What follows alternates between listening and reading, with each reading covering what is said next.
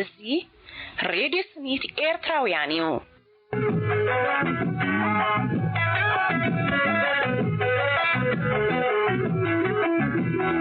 ሬዲዮ ስኒት ኤርትራውያን በሓልየት ደለይት ፍትሒ ኤርትራውያን ካብ ዲያስፖራ ዝፍኖ ናይ ሬዲዮ መደብ እዩ ሬዲዮ ስኒት ኣብ ኤርትራ ፍትሕን ምንጋስ ህዝብታት ኤርትራ ብማዕረ ተኸባቢርና ንነብረላ ሃገር ክትከውን ዓማጺና ሰዓት ግደፍ ካብ ስልጣን ተኣልዩ ርትዕን ፍትሕን ክሰፍን ህዝቢ ኤርትራ ወናን ኩሉ ጸጋታት ሃገርና ክንከውን መታን ሎሙን ከም ቀደም ብስኒትን ሓድነትን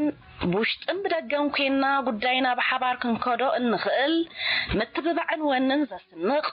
حقኛ ሓበሬታታት ናብ ህዝቢ ዘቅርብ በሓጢር ማዕበል ናብ ኤርትራን ከባቢኡን ዝፍኖ ናይ ሬድዮ ፈነው እዩ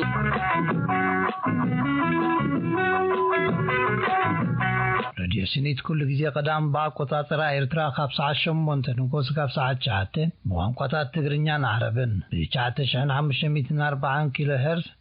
ኣብ 31 ሜትሮ ባንድ ናብ ኤርትራን ከባቢያን ዝፍኖ ናይ ሬድዮ ፈነው እዩ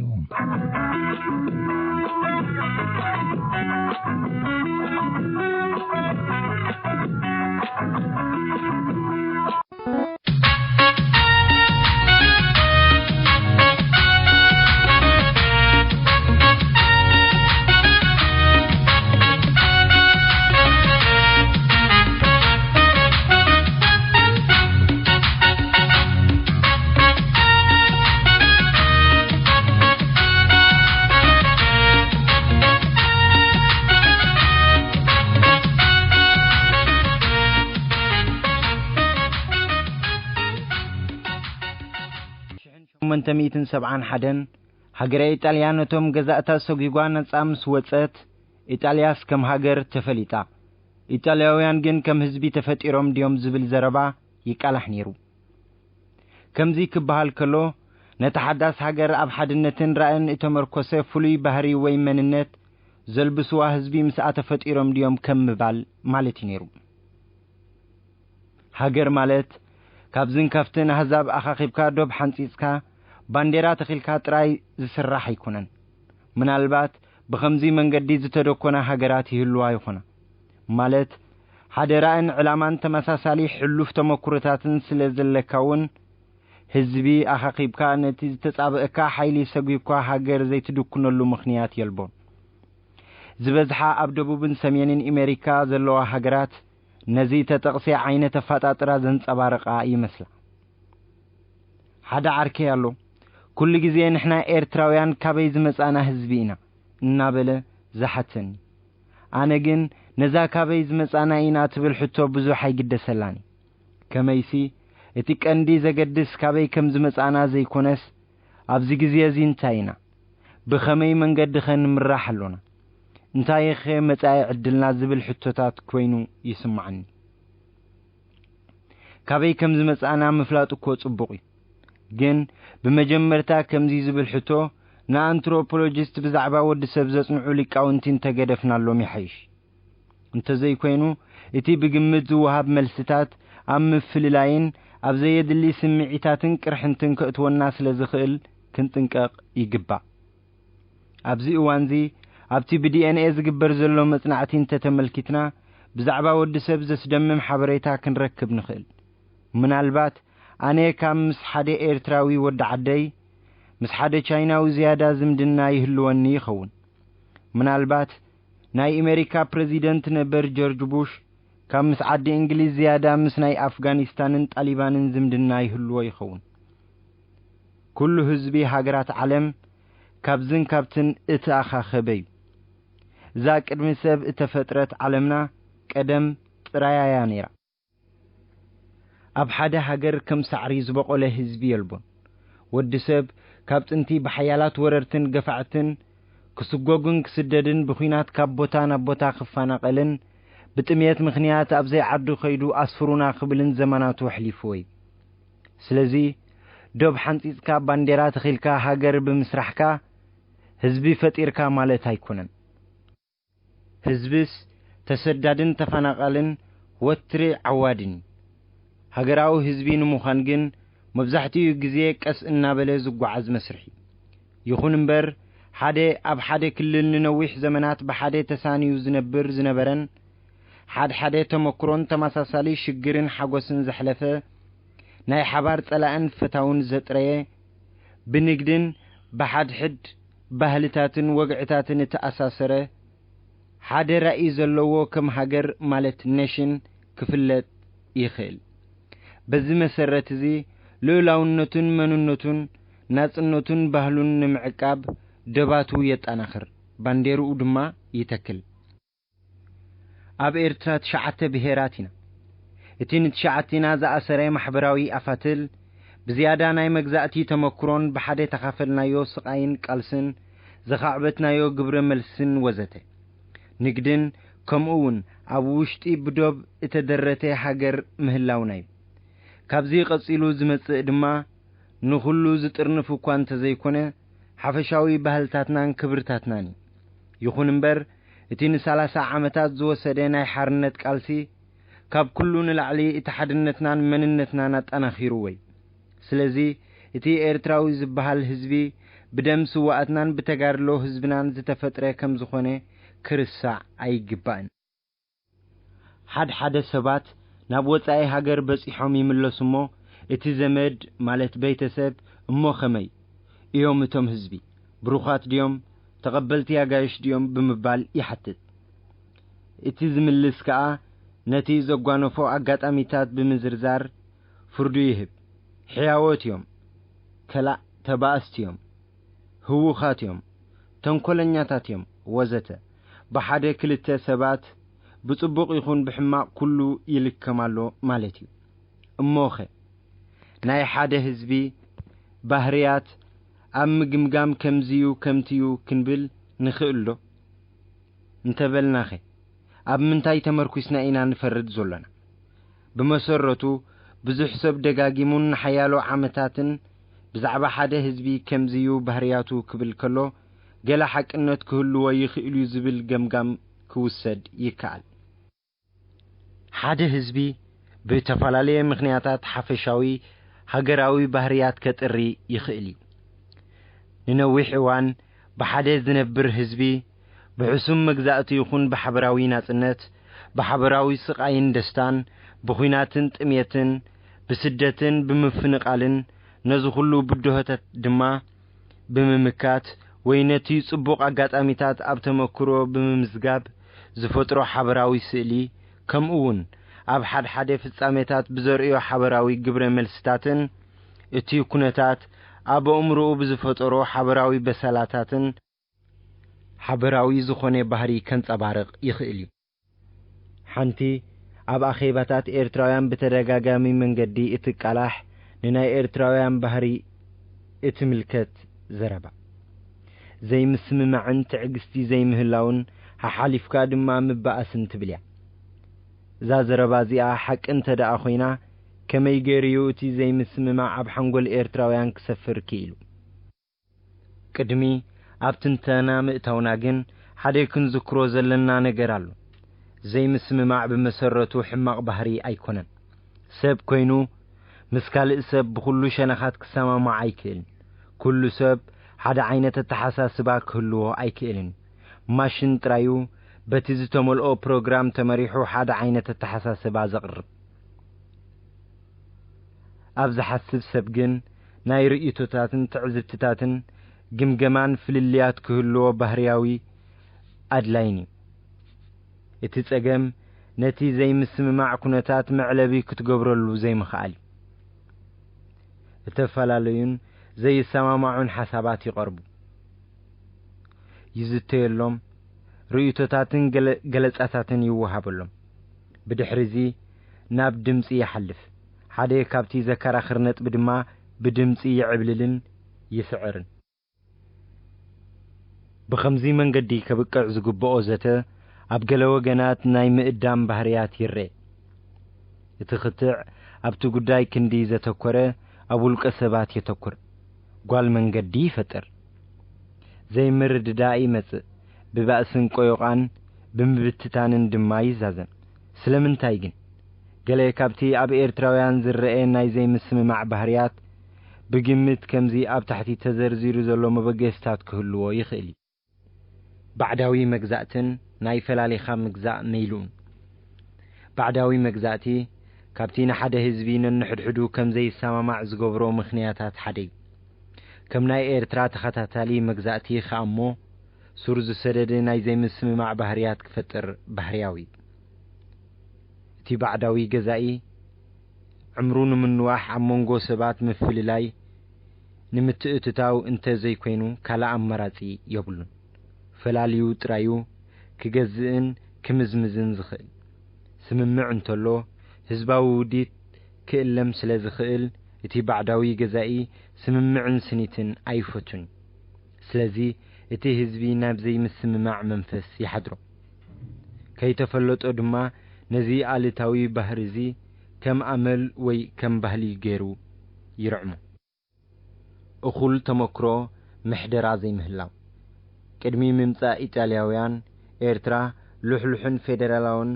ምትእስሳር ብዝነበረን ሙሉእ ናጽነት ብዘይውንና ኣውራጃታት ወይ ከባቢታት ዝቖመት ኮይና መረብ ምላሽ ወይ ባሕር ነጋሽ ዝብል ስም ሒዛያ ትመሓደር ዝነበረት ግን ከም ናጻን ልኡላውነትን ሃገር ኮይና ብገዛእ ዘይገታታ ክትመሓደርን ክትምራሕን ዝጀመረት ሕጂ ድሕር ናጽነት እዩ። ስለዚ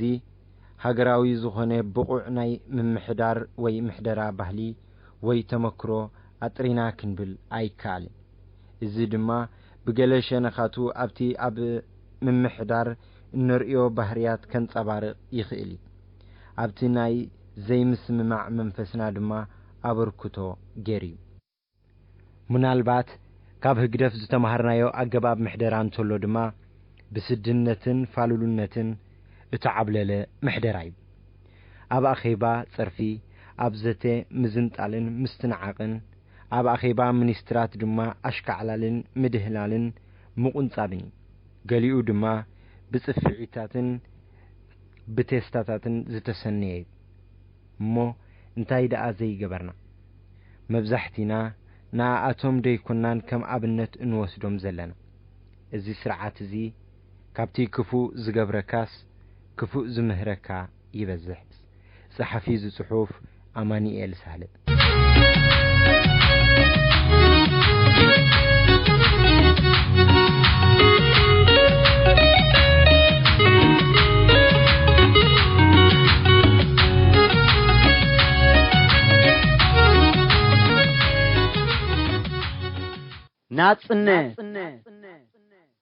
ናጽነ ኦ ናጽነ ንዓኸ ስምዕኒ ናጽነ ሎሚ ክዛረበኪ ሃቢትኩ ጠምትኒ ሰማይ ትበሊ ኣይትመነየ ዕውረ ናጽነ እስከ ገለ ክብለኪ ምኽሪ ክልግሰልኪ ምኽረይ ጽላእን ጽኒልኪ ስምዕዮ ኣርእስተይ ኣይጋሻን ካብቲ ትፈልጥዮ ናጽነ ፍራይ ትባኹንለ ከምቲ ድኻን ወላኻን ጽፈይሉ እንዶ ማህፀንኪ ኣብይክድ ይሙኻን መጻምድ ድምረጺ ግደፍዮ ዝመኻ የኣኽለን ንበልዮ ብዘይ ውላድ ክንክን ናጽነ እቶም ወለድኹ እኮ እቶም ንዓኽ ዝወለዱ በጃ ናጽነት ኢሎም ብጽምደና ኸዱ ዋልታ ኾይኖምኺ ብኣእላፍ እናተዓጽዱ ጅር ገደል እንታይ ግዱ ወረስትኽን ተነደዱ እንተ ናጽነት ግን ኣይግድን ዘይ ቅዱስ ምርዓ ቃል ኪዳን ምስ መኻን ሕሉፈይ ምለስን ሕጅውን ዘይምምካ ወዮ በዓል ቤትኪ ከምቲ ትፈልጥዮ ኣብ ሸበድበዲ ዘሎ መዓርኪ ክመጽዎ ፍትሕ ኢኻ በልዮ ሎሚ ቁረጽዮ ዓደቦ ይኺደፍቲ ዝሓገዮ ናጽነ ሕጂ በቃ ካብ ዓደቦኺ ተመርዓዊ ውለድልና ፍትሒ ፍትሓዊ ድገመልና ሓድነት ሓርነት ትንፋሶም ክነስተማቐርቡ ውህደት بقى 27 عمد بزي ولاد فقري ولدخي زخللولكي افريسكي قصري نتم عمتي سغاخي يأتوا يوم تحت مدري زختامي خيلكي مسدراي تتأمبري كملكي مقنتي كمان زي تقري قلتم ولادات مخان تقصري نو نو نو نو نو نو ايفال نوري نو نو نو نو ايفتوني فتاري ناصنه ايتو علي تحذري حج نغريو صنبل 28 عمد كيدانكم كيتبعليو وتمنات كلنا يخيد مزغليو الله خدنا صنه بجاخ حدرا مزمخان تبلاتي يا اخلك كنبرا بمكرا امصي خمس ناصنه بجاخ حدرا مزمخان تبلاتي يا اخل كنبرا بمكرا امصي يوم خس نسخد ما مكرا بقى تفلالو حجي نسخب ارترا نسعدم حرام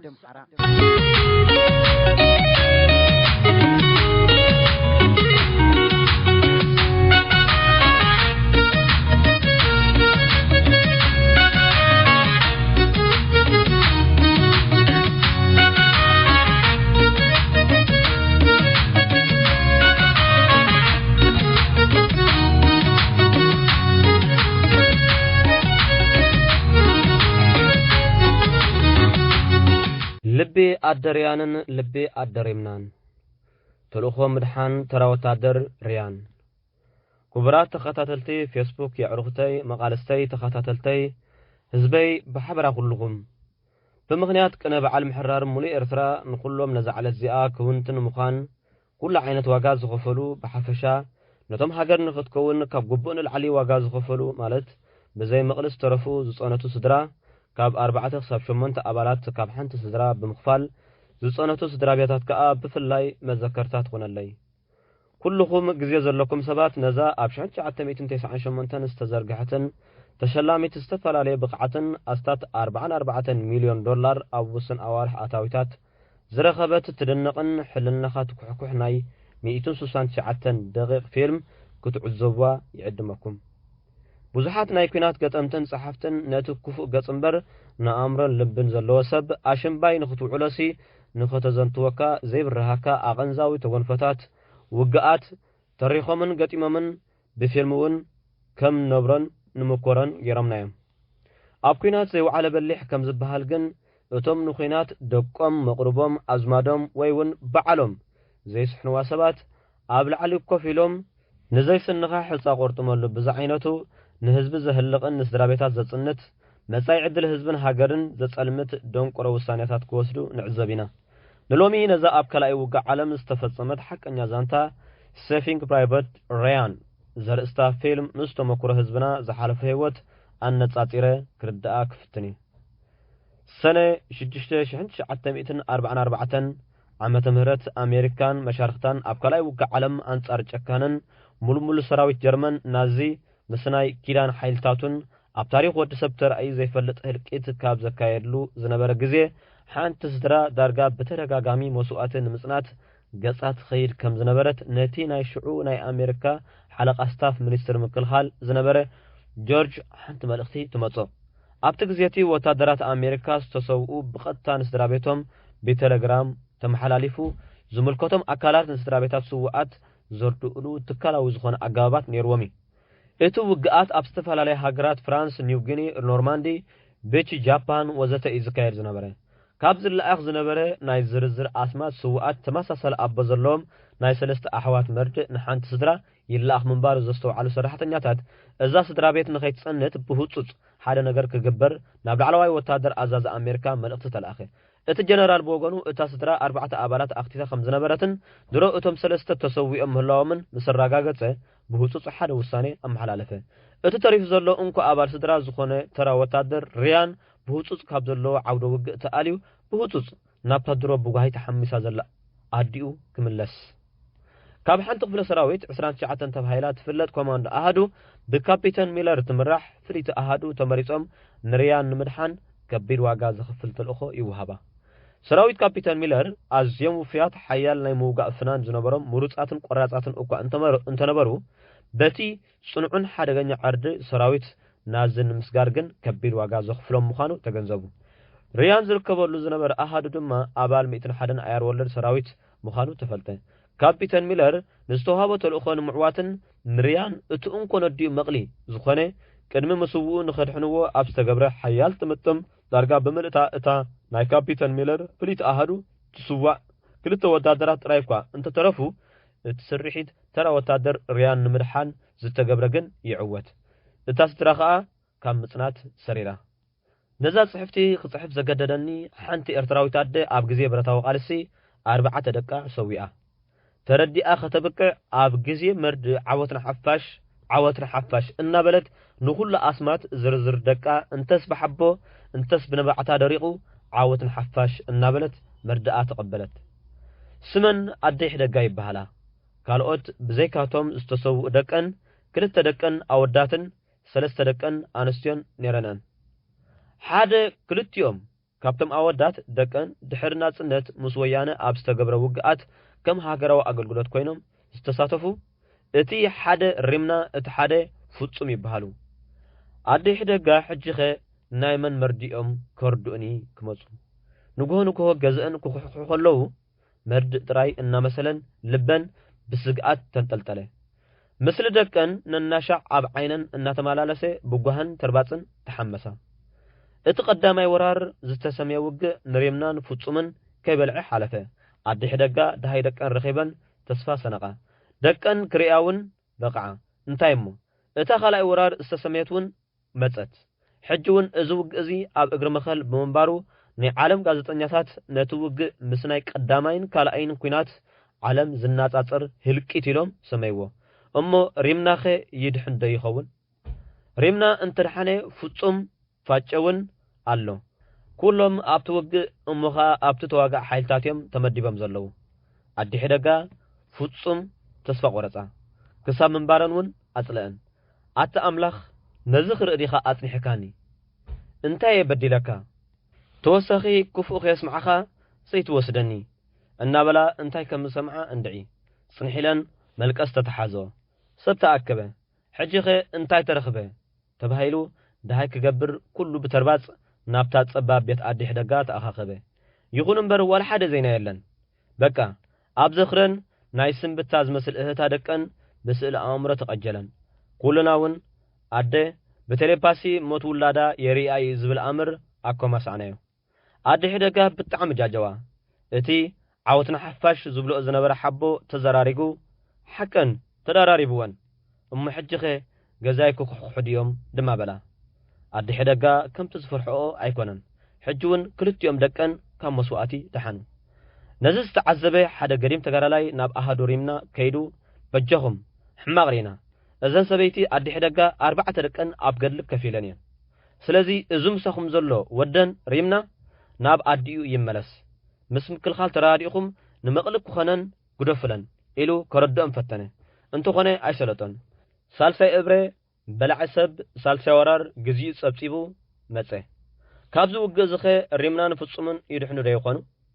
ክልቲኦም እኳ እንተዘይኮነስ ሓዲኦም ከ ይድሕን ዶ ክልቲኦም ኣብ ተሓዊ ሰብ እውን ዝወጸላ ዘይመስል ተጠጢቖም ኣለዉ ኣደይ ሕደጋ ኣእምሮአን ትኽክል የለን ሎምስ ፈጺመን ደኺመን ንመልቀስ ዝኸውን ሓይሊ እውን ኣይነበረንን ሸውሃተን ተረጊጡ